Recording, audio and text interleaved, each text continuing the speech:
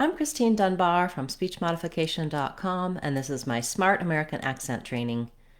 In this video, we'll look at how to pronounce woke, walk, quote, and coat.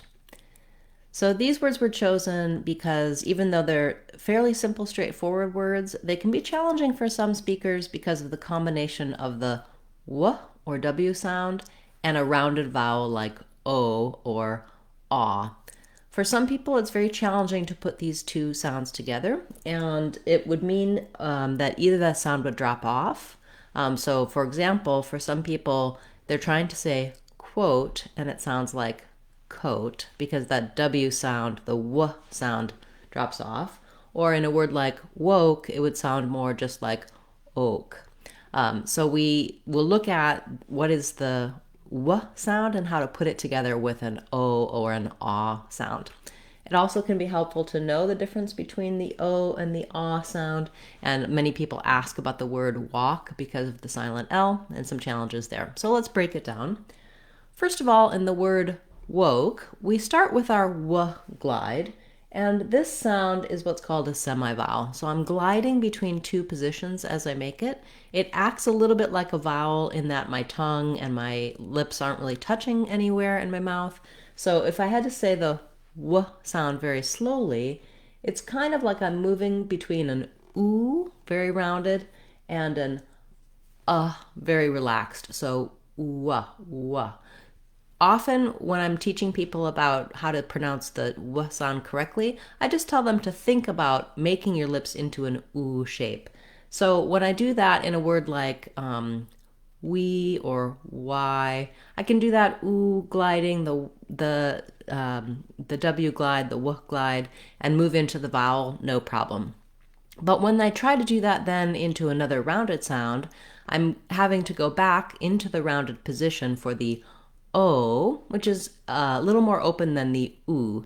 So when I'm saying whoa, you can see my lips start off very pursed, whoa, and then they open up, and then again, the O sound in English is another gliding diphthong vowel. It means I start from the O and then I close my jaw and my lips get a little bit less round and a little bit less tense. So there's a lot of gliding around going on here. I'm doing the ooh,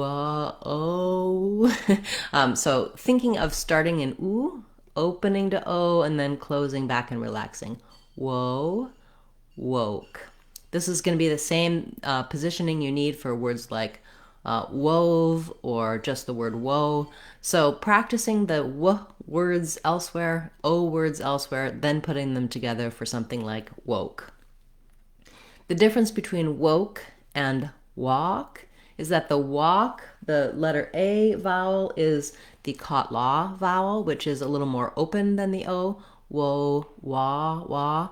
It is still rounded, but it's not as rounded as the O sound is. You can get help for the O and ah in my Sounds of English course videos for each of these vowels, how they're spelled, how they're formed, and contrasts like O versus ah or woke versus walk. The other tricky thing about walk is that L might affect how we say the vowel, but there really is no L sound. So I go right from the vowel to the K. It's the same as this word walk, like a wok you cook in. So that might help you to visualize it that way or this way. So we have woke and walk. Then moving on to quote, it has the exact same issue with going from the w sound to the o sound. It's just that when we see the letters QU, we don't always think about the fact that they are a k and a w sound together to make the qu. So you have the same problem if you have to say quote or quotation or quo, that you have to move from the w to the o after your k sound. So the same thing that helped you with woke will help you with quote. And in this case, I would maybe build it from the O, trying O, oat, wote, quote, or just say your qu part and then add your O, quo, quote. Then when we have coat, much more straightforward, no w gliding shape, so I can just go right from my k to my O.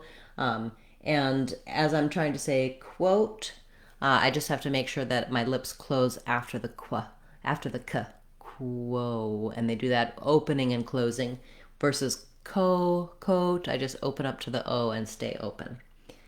Okay, I hope this was helpful for you for this pattern. I know for many people the W and O combination is not a challenge, but for those of you who find this challenging, it can be very important to recognize that that W sound can drop out and that you want to make sure that it's clearly there. If you have a request you'd like to see me cover in the Word of the Day series, feel free to leave that in the comments for this video or any of my videos. I'll add it to my list to cover in a future class. You can get more help, detailed help for all of the sounds of English in our Sounds of English course on speechmodification.com. All of our online courses are either free or available for under $2 so that they can be a useful and inexpensive resource for you to build a strong foundation to pronounce any word you want smoothly and easily in American English. Check it out on speechmodification.com. Thanks so much for your comments, your likes, your shares. It really does help support the channel, and I appreciate it. And a special shout out to our subscribers and channel members. I really appreciate your support. I'll be back again tomorrow with another Word of the Day class, as well as on Saturday, we'll have our live question and answer class, and on Sunday, we'll have our members only class. I hope to see you there. I'm Christine Dunbar from speechmodification.com. Remember, if you want to sound like a native speaker, you can do it.